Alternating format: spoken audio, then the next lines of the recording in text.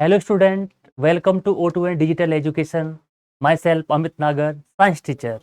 प्यारे बच्चों, आज हम आपके लिए लेके आए हैं क्लास 8 का जो चैप्टर है हमारा क्रॉप प्रोडक्शन एंड मैनेजमेंट, उसका जो एक्सरसाइज वर्क है और उसमें जो इम्पोर्टेंट क्वेश्चन है वो आज हम करने वाले हैं। ओके, और आपका आई होप आपको ये जो चैप्टर है इसका जो एक्सरसाइज वर्क है वो आपको बहुत आसानी से समझ में आ जाएगा और आप अपने होमवर्क को आसानी से कंप्लीट कर लेंगे। ओके, स्टार्ट करते हैं बच्चों।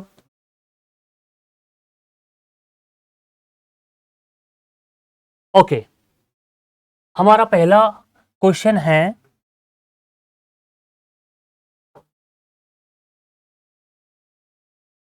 हमारा पहला क्वेश्चन है बेटा, ये पहला क्वेश्चन कह रहा है select the correct word from the following.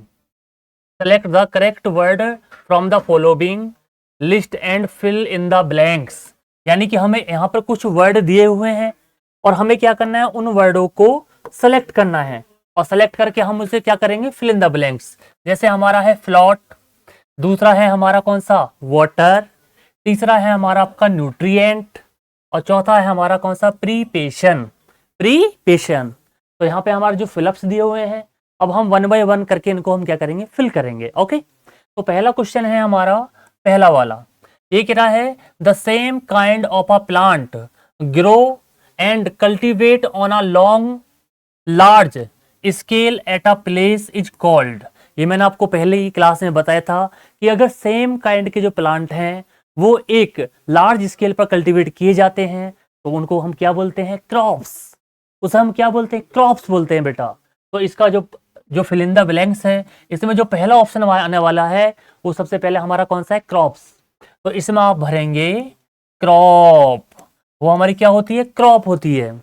अगर कोई सेम टाइप के जो प्लांट हैं, सेम टाइप के, और वो एक लार्ज स्केल पर, ठीक है, एक ही जगह पर उगाए जा रहे हैं, कल्टीवेट किए जा रहे हैं, तो उसको हम क्या बोलते हैं, क्रॉप्स। और क्रॉप्स को हिंदी में क्या कहते हैं बेटा, फसल। क्या बोलते हैं बेटा, फसल। और जो क्रॉप्स होती हैं उनको हम बोलते हैं फसलें। ओके, पहला हमारा क्वेश्चन कंप्लीट हुआ। अब हम बात करेंगे सेकंड वाले की। ओके, अभी कह रहा है the first step before growing the crops of the soil. ये कह रहा है कि अगर आप क्रॉप्स बोना चाहते हैं तो उसके लिए सबसे पहला स्टेप क्या होना चाहिए। तो मैंने आपको बताया था कि अगर हमें कोई क्रॉप्स कल्टीवेट करनी है तो उसके लिए हमें क्या करना पड़ता है, सबसे पहले सॉइल को प्रिपरेशन करना पड़ता है, मिट्टी को तैयार करना पड़ता है बेटा। तो इसमें जो आपका फिलअप भरा जाएगा वो आएगा आपका कौन सा, प्रीपेशन। तो इसमें क्या आएगा, प्रीपेशन। एक है the first step before growing the crops is preparation of the soil. तो यहां पे आप क्या लिखेंगे, इधर लिखेंगे आप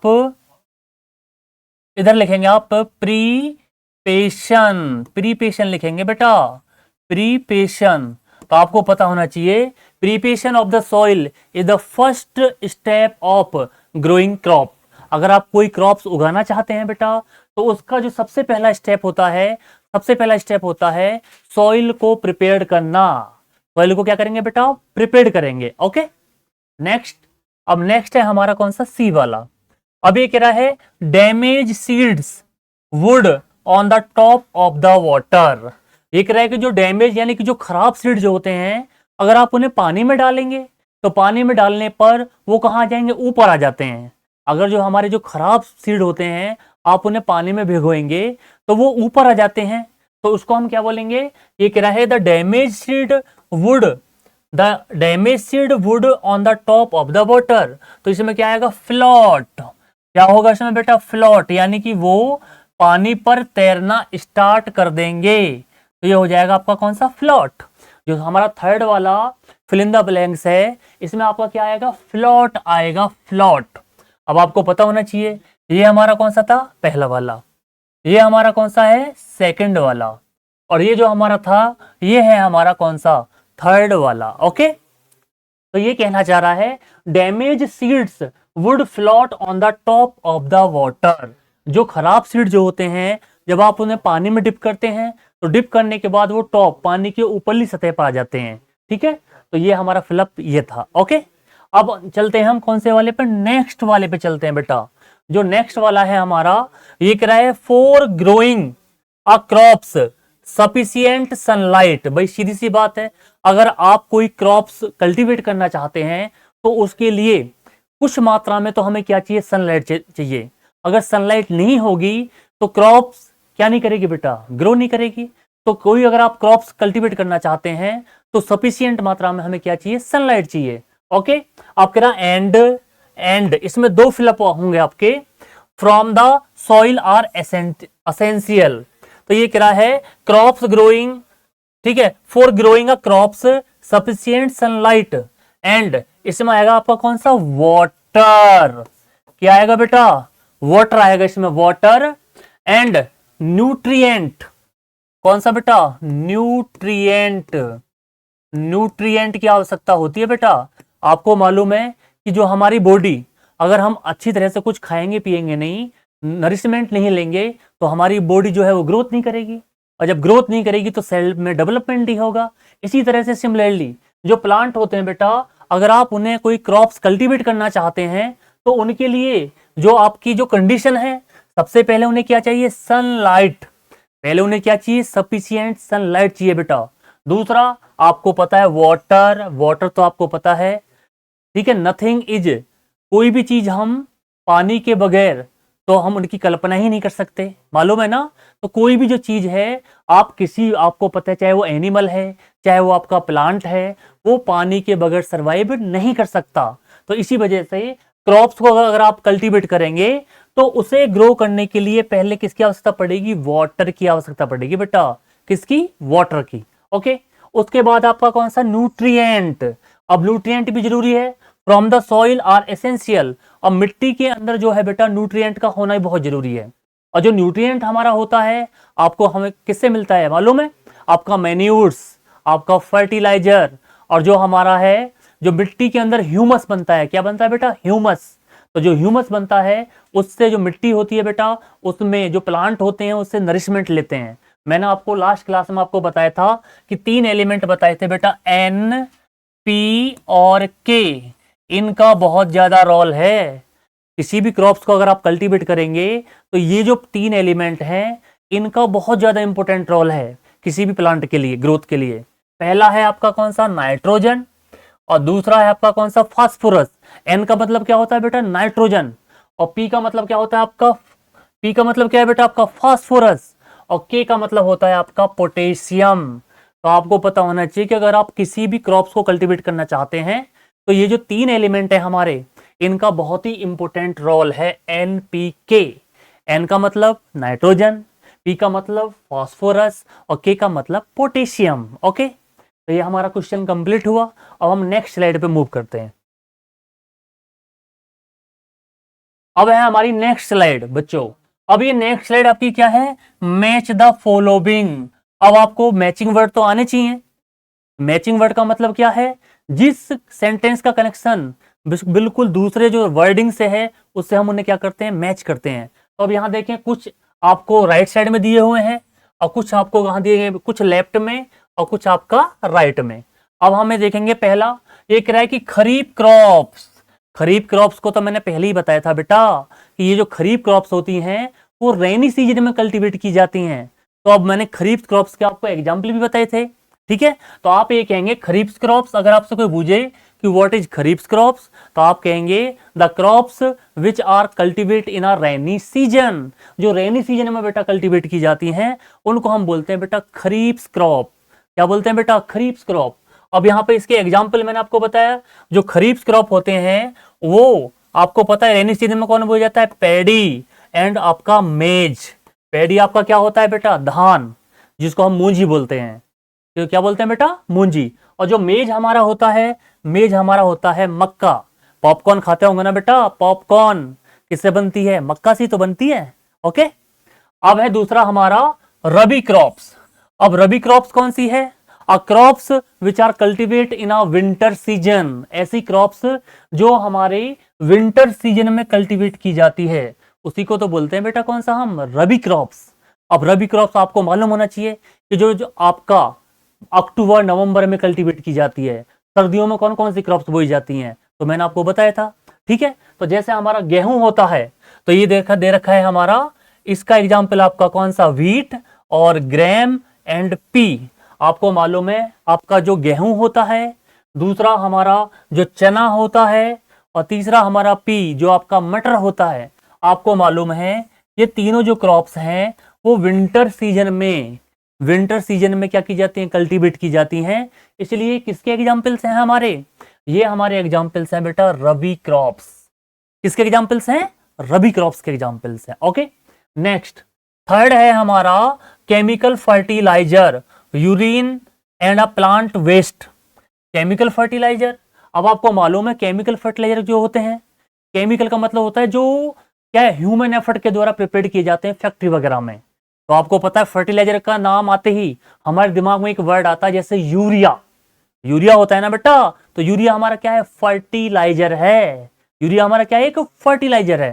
तो यहां देखें जो केमिकल फर्टिलाइजर है इसमें आपका दे रखा है urea super phosphate. Super phosphate, तो आपको पता होना चाहिए जो केमिकल फर्टिलाइजर होते हैं इसमें, तो इसका राइट ऑप्शन कौन सा है आपका, यूरिया एंड कौन सा, सुपर फॉस्फेट। ये हमारे कौन से हैं, केमिकल फर्टिलाइजर हैं। ये हमारे क्या हैं, केमिकल फर्टिलाइजर। ओके, नेक्स्ट, अब नेक्स्ट है हमारा कौन सा, ऑर्गेनिक मैन्यूर्स। अब जो ऑर्गेनिक मैन्यूर्स होते हैं आपको मालूम है जो हमारा देसी खाद बोलते हैं, जिसको हम मैन्यूर्स कौन से होते हैं बेटा, जो देसी खाद होता है। तो जो मैन्यूर्स में आपका कौन आएगा, फूड, कौन सा, फूड ऑफ अ कैटल्स। उसके बाद जो फूड ऑफ द कैटल्स है, और आपका animal excreta, cow dung. Cow dung का मतलब मालूम है, जो गाय भैंस का जो गोबर होता है बेटा, वो हमारा मिट्टी के साथ मिक्स होकर क्या बनाता है, मैन्यूर्स। और जब वो मिट्टी के साथ कंप्लीटली मिक्स हो जाता है तो मिट्टी के अंदर किसकी मात्रा बन जाती है, ह्यूमस। ह्यूमस की मात्रा बनती है बेटा। अब आपको पता होना चाहिए कि जो मिट्टी होती है, आपको मालूम है प्लांट की ग्रोथ के लिए जो सबसे मेन एलिमेंट है वो कौन सा, नाइट्रोजन। और जो नाइट्रोजन जो होता है, नाइट्रोजन को प्लांट कैसे, अब आपको पता है कि इन्वायरमेंट में जो सबसे अधिक मात्रा में कौन सी गैस मिलती है, मालूम है ना आपको। तो सबसे अधिक मात्रा में मिलती है बेटा कौन सा, नाइट्रोजन। और कितना परसेंट मिलती है, 78%। तो तुम बोलोगे क्या सर, तो फिर तो प्लांट इसे इजीली क्या कर लेंगे, इजीली एक्सेप्ट कर लेंगे इसको। तो ऐसा नहीं है बेटा, जो नाइट्रोजन है वो भले ही इन्वायरमेंट में 78% मिलती है, लेकिन प्लांट इसे डायरेक्टली एब्जॉर्ब नहीं करता। कब करेगा, जब ये किसी दूसरे कंपाउंड के एलिमेंट के साथ कंपाउंड फॉर्म आ जाएगी। और वो कंपाउंड फॉर्म कौन सी होती है बेटा, नाइट्राइट और नाइट्रेट। ये पता होना चाहिए आपको, नाइट्राइट और कौन सा बेटा, नाइट्रेट आयन जो होते हैं आपके, कौन सा, NO2 और कौन सा, NO3। जब इस फॉर्म में होती है नाइट्रोजन, तब जो प्लांट हैं वो उसे क्या कर लेते हैं, एब्जॉर्ब कर लेते हैं। तो आपको पता होना चाहिए बेटा कि जो प्लांट होते हैं वो नाइट्रोजन को डायरेक्टली एब्जॉर्ब नहीं करते हैं, वो तब एब्जॉर्ब करते हैं उसे जब वो दूसरे एलिमेंट के साथ मिलकर कंपाउंड फॉर्म में आ जाती है। और कंपाउंड फॉर्म में किस में आती है, नाइट्राइट और कौन सा, नाइट्रेट। ठीक है, ओके, बात समझ में आई। तो कुछ जो बैक्टीरिया होते हैं वो इस काम को कंप्लीट करने में हेल्प करते हैं। ठीक है, जैसा आपका कौन सा, नाइट्रोबैक्टर, एजेटोबैक्टर जो होते हैं बेटा, ये इस काम को करने में क्या करते हैं, हेल्प करते हैं। जब नाइट्रोजन और एलिमेंट के साथ मिट्टी के साथ क्या होती है, मिक्स हो जाती है। ओके, नेक्स्ट, अब नेक्स्ट स्लाइड पे मूव करते हैं हम। नेक्स्ट है हमारा कौन सा, वीड्स। अब आपको मालूम है कि जब हम कोई क्रॉप्स लगाते हैं ना बेटा, अब चाहे हम कितनी भी सावधानी कर ले, तो जो हमारी मेन क्रॉप्स होती है उसके साथ कुछ अनवांटेड प्लांट क्या करते हैं, ग्रोथ कर जाते हैं। और जो हमारी जो मेन फसल है उस पर क्या डालते हैं, इफेक्ट डालते हैं। तो उनको हम क्या बोलते हैं, वीड्स। क्या बोला जाता है बेटा, उनको वीड्स बोला जाता है। देखो येरा, in a fields many others undesirable plant may grow naturally along with the crops. ये कह रहा है कि जब हम कोई क्रॉप्स कल्टीवेट करते हैं तो कुछ अनडिजायरेबल प्लांट उसके साथ क्या हो जाते हैं, कल्टीवेट उगाते हैं, और उसको हम क्या बोलते हैं, वीड्स। और जो हमारी जो फसल होती है क्रॉप्स, उस पर क्या डालते हैं, इफेक्ट डालते हैं। ठीक है, उस पर क्या डालते हैं बेटा, इफेक्ट डालते हैं वो। ओके, अब ये कह रहा है कि these and undesirable plant are called weeds. अब ये कह रहा है कि ये जो अनडिजायरेबल जो प्लांट्स होते हैं इनको हम क्या बोलते हैं, वीड्स बोलते हैं बेटा। क्या बोलते हैं, वीड्स। अब आपको पता होना चाहिए, ये रहा ये कह रहा है कि weeds are also control by the using a certain chemicals called weedicides. ये कह रहा है कि जो वीड्स हैं उनको कुछ केमिकल्स के द्वारा कंट्रोल किया जा सकता है, जिनको हम क्या बोलते हैं, वीडिसाइड्स बोलते हैं। जैसे मैंने आपको बताया था, कौन सा बताया था आपको, 2,4-D, 2,4-D बताया था, वो एक क्या है, वीडिसाइड्स है। ठीक है, और किस हार्मोन्स का पार्ट है, ऑक्सीन का पार्ट है बेटा। इसका पार्ट है ऑक्सीन। Okay, next. अब नेक्स्ट है हमारा, give the 2 examples of each. अब इसको तो आप लोग ही करने वाले हैं, ये तो आपके लिए बेटा बहुत लड्डू क्वेश्चन हो गया, बहुत आसान। अब मैं तुमसे कहूंगा कि बच्चों इसको पढ़ो और इसका आंसर करो, तो आप बोलेंगे सर इसका आंसर तुम नहीं करोगे, हम करेंगे, क्योंकि हम ये सब चीज सीख चुके हैं। तो ये कह रहा है कि इनके सिर्फ 2 एग्जाम्पल दो, खरीफ क्रॉप और रबी क्रॉप्स। तो अभी तो मैंने आपको बताया था कि खरीफ क्रॉप्स क्या होती हैं और रबी क्रॉप्स क्या होती हैं। तो ये कह रहा है कि खरीफ क्रॉप्स कौन सी होती हैं, तो पैडी आपको बताया था मैंने, और कौन सा, मेज। अभी तो बताया था कि जो हमारा धान होता है और जो हमारी मक्का होती है, ये किसके एग्जाम्पल कहे जाते हैं बेटा, खरीफ क्रॉप्स के एग्जाम्पल कहे जाते हैं। ये किसके एग्जाम्पल्स बोले जाते हैं, खरीफ क्रॉप्स। और ये जो क्रॉप्स है कब बोई जाती है, रेनी सीजन। कब बोई जाती है, ये रेनी सीजन में बोई जाती है। कौन सा, खरीफ क्रॉप्स। ओके, और जो रबी क्रॉप्स है ये मैंने अभी बताया था आपको, किसमें, विंटर। ये विंटर सीजन में बोई जाती है बेटा, विंटर सीजन में बोई जाती है। और इसके एग्जाम्पल कौन सा, आपका व्हीट और आपका कौन सा, पी। आपको मालूम है गेहूं और जो मटर हैं ये आपको मालूम है सर्दियों में बोए जाते हैं। तो ये किसके एग्जाम्पल्स हैं, आपके रबी क्रॉप्स के एग्जाम्पल है बेटा। ओके, अब नेक्स्ट स्लाइड पे मूव करेंगे हम। नेक्स्ट स्लाइड जो हमारी लास्ट स्लाइड है, अब ये देखना, ये क्वेश्चन बहुत ही इंटरेस्टिंग है आप लोगों के लिए। ये कह रहा है, अब इसका आपको रीजन पता होना चाहिए। ये कह रहा है कि if the wheat is so in a kharif season what would be happen, discuss. ये कह रहा है कि अगर हम गेहूं को कब खरीफ वाले सीजन में बो दें तो क्या होगा। तो ये तो आपको मालूम होना चाहिए कि कोई भी जो क्रॉप्स होती है बेटा, उसका एक पार्टिकुलर सीजन होता है, उसके लिए एक डिजायरेबल कंडीशन होती है, उसके लिए एक सुटेबल टेम्परेचर होता है। अगर किसी भी क्रॉप्स को आपको कल्टीवेट करना है तो उसके लिए वो प्रॉपर सुटेबल कंडीशन, वो प्रॉपर सुटेबल टेम्परेचर और वो प्रॉपर सुटेबल एनवायरमेंट होना चाहिए, तभी वो क्रॉप कल्टीवेट कर पाएगी, अदरवाइज वो कल्टीवेट नहीं कर पाएगी। क्योंकि अगर आपने इस जो व्हीट है, व्हीट को आपने खरीफ सीजन में बोया तो वो जो सीड है ना, आपके जो हमारे व्हीट वाले हैं वो अपने आप को एडेप्ट नहीं कर पाएंगे। एडेप्टेशन आपको पढ़ा होगा ना, एडेप्टेशन क्या होता है, adaptation is a process when we can not change ourself according to the environmental condition. Adaptation वो प्रोसेस होता है बेटा जब हम अपने आप को किसमें, एनवायरमेंटल कंडीशन के अकॉर्डिंग अपने आप को चेंज नहीं कर पाते हैं बेटा, तो चेंज कर लेते हैं बेटा, जो चेंज कर लेते हैं उसी को हम बोलते हैं कौन सा, एडेप्टेशन। लेकिन अगर नहीं कर पाते हैं तो वो हमारी कंडीशन कौन सी होगी बेटा, अनफेवरेबल। अगर आपने अपने आप को चेंज कर लिया तो वो आपके लिए कंडीशन होगी कौन सी, फेवरेबल। और जो अगर आप ऐसा नहीं कर पाते हैं तो वो होगी आपके लिए अनफेवरेबल। तो अगर आप व्हीट जो गेहूं है, गेहूं को अगर आप खरीफ सीजन में बोंगे तो इन सीडों के लिए, गेहूं के जो सीड हैं उनके लिए कंडीशन होगी बेटा कौन सी, अनफेवरेबल। अनफेवरेबल का मतलब है कि ये सीड ग्रोथ नहीं कर पाएंगे क्योंकि इनको कम टेम्परेचर की आवश्यकता होती है। और आपको पता है कि जो खरीफ वाला सीजन होता है वहां पे टेम्परेचर ज्यादा होता है। ओके, ठीक है। तो अब ये हमारा जो क्वेश्चन है आपको समझ में आया होगा, तो आपको पता होना चाहिए। तो अब आपको दिमाग में यही होना चाहिए, आप सभी बच्चों को बताएंगे कि बेटा कि जब हम क्रॉप्स को बोते हैं तो उसके लिए एक कंडीशन होती है, एक एनवायरमेंट होता है और एक सुटेबल टेम्परेचर पे ही वो ग्रोथ कर पाती है, अदरवाइज वो ग्रोथ नहीं कर पाती है। ओके, आई होप आपको ये क्वेश्चन समझ में आया होगा। ठीक है, तो आज के लिए हमारे लिए यही था। तो प्यारे बच्चों, अब आपको नेक्स्ट वीडियो में मिलेंगे नेक्स्ट टॉपिक के साथ। Bye bye, thank you.